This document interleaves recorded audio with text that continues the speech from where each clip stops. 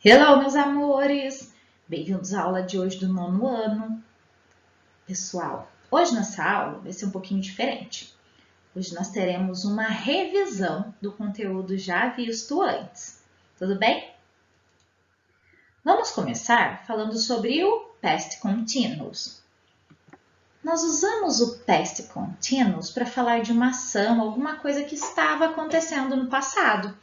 Essa coisa estava acontecendo e não havia terminado ainda. Nós podemos formar o past continuous com a junção de was ou were, o passado do verbo to be, mais a forma com ing do verbo principal. Por exemplo, I was cooking, eu estava cozinhando. E temos também o simple past. Usamos o simple past para descrever uma ação que aconteceu no passado e já terminou. Ela aconteceu e não está mais acontecendo. Por exemplo, I cooked yesterday. Eu cozinhei ontem. Nós temos duas formas de verbos para falar de uma ação que aconteceu no passado e já terminou. A primeira delas é o regular verbs. Os regular verbs têm esse nome porque eles seguem uma regra referente à forma que eles vão mudar do tempo presente para o tempo passado. Para mudar os regular verbs, nós adicionamos de ou ed no final do verbo. Por exemplo, no presente eu falo I use a calculator to complete my math homework. No passado, I used a calculator to complete my math homework. Se no presente eu digo I help my mom with the dishes, no passado I helped my mom with the dishes. Então, eu usei a calculadora para completar a minha tarefa de matemática. Eu ajudei a minha mãe com as louças. Elas aconteceram e já terminaram. Enquanto os irregular verbs, eles não seguem uma regra.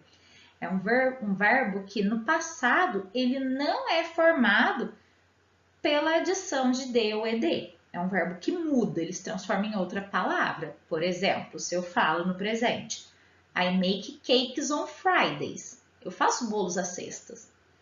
No passado, eu digo que eu fiz bolos na sexta.